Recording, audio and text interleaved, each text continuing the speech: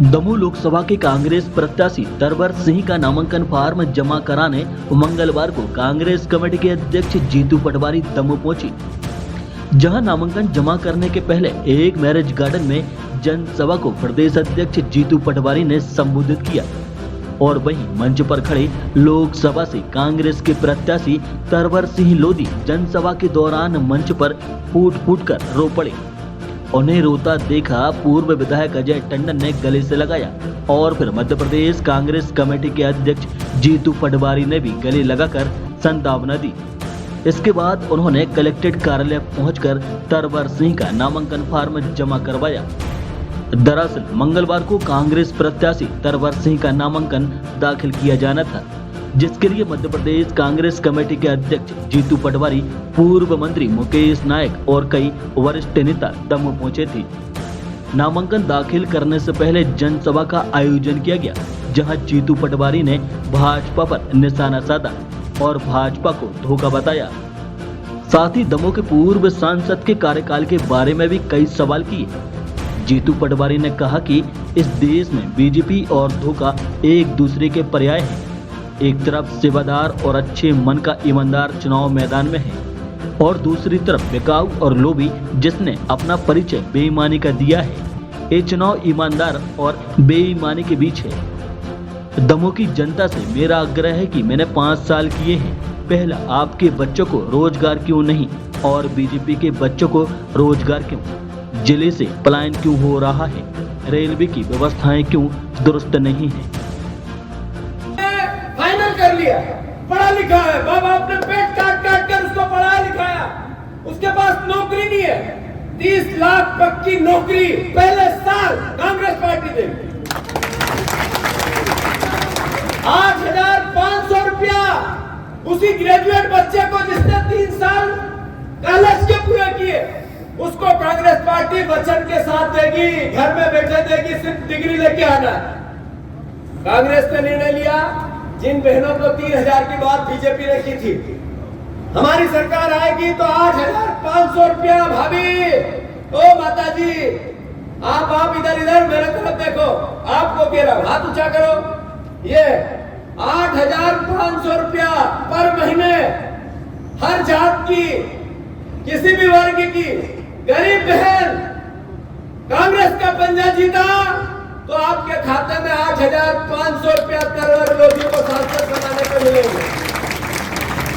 साथियों, किसान भाइयों, हम जो कहते हैं वो करते हैं। मिनिमम सपोर्ट प्राइस, आपकी फसल की कीमत गारंटी के साथ कांग्रेस पार्टी ने निर्णय लिया है। 3,000 गेहूं का दाम और 3100 धान का दाम गारंटेड कांग्रेस की सरकार बनेगी तो कांग्रेस पार्टी वचन के साथ करेगी। साथियों, महंगाई अद्भुत है, अकल्पनीय है। इसमें आपकी सरकार बने, पहले जब सरकारें बजट इकट्ठा करती थी, खजाना भरता था, तो देश के उद्योगपतियों से टैक्स लिया जाता था। अब जब सरकार चलती है तो ये पत्रकार बंधु ने जो शर्ट खरीदा है, इस पे 18% जीएसटी दी है। जो हम रोज खाना खाते हैं, वो अगर 2,000 का खर्चा रोज होता है तो 18-36 रुपया आपसे रोज कटता है। नहीं, 100 रुपए का खाना खाते हैं तो 18% जीएसटी हमारे रोज खाने में से जाती है। गरीब जो मजदूरी करता है, जो रोज बोझा उठाता है, जो खेत में मजदूरी करता है, अगर उसने भी बाजार से कोई चीज खरीदी है और फिर उसका उपयोग किया है तो उसकी जीएसटी उसने दी है। ये ना, आज देश का खजाना गरीब भरता है। इसलिए आपके पैसे पे सबसे पहला हक एसटी, एससी, ओबीसी और अपर कास्ट के गरीब का है। ये कांग्रेस पार्टी ने निर्णय लिया है। जो बजट बनेगा, जो सुविधाएं मिलेगी, जो संसाधन देश के हैं, उस पर अधिकार गरीब का है, पहले किसान का है, पहले एसटी, एससी, ओबीसी और अपर कास्ट के गरीब का है। ये भावना कांग्रेस पार्टी राहुल गांधी की। नरेंद्र तोमर जी को कहा, देश के कृषि मंत्री थे, कि आपको प्रदेश का मुख्यमंत्री बनाएंगे। ठाकुर समाज के लोगों से इस नाम पे वोट लिए और देश के कृषि मंत्री से यहाँ के विधानसभा का अध्यक्ष बना दिया। सही है कि गलत?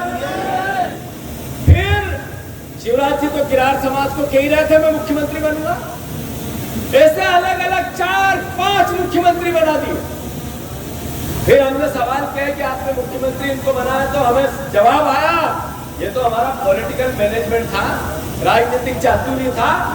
ये राजनीतिक चातुर्य नहीं था, ये लोधी समाज के साथ धोखा था, धोखा था, करप्शन था। साथियों, बात इतनी है कि आपको चुनना है ईमानदार को और बेईमान को, टिकाऊ को और बिकाऊ को। आपको चुनना है लोधी और लोभी को। किसको चुनोगे? सवाल यह है कि जब लोधी समाज की बात आती है तो उमा भारती, जिन्होंने इस प्रदेश में बीजेपी का अगर परचम किसी ने सही मायने में लहराया तो उस खुले मन से मैं कहता हूं कोई बुराई नहीं है, उमा भारती जी की उसमें महत्वपूर्ण भूमिका थी। आज उन्होंने स्टार प्रचारक बनाने लायक नहीं समझा उनको। यह सवाल है या नहीं है? जैसा मैंने कहा, प्रहलाद पटेल साहब, इनको मुख्यमंत्री बनाना था, देश के मंत्री से खींच के ला दिया इस मंत्री पद से। पर सवाल ये भी है इसके साथ कि जिस तरीके से देश के सामने सपने और सब्जबाग दिखाए देश की सरकारों ने, भारतीय जनता पार्टी, मैं मानता हूं आप सर्वविदित है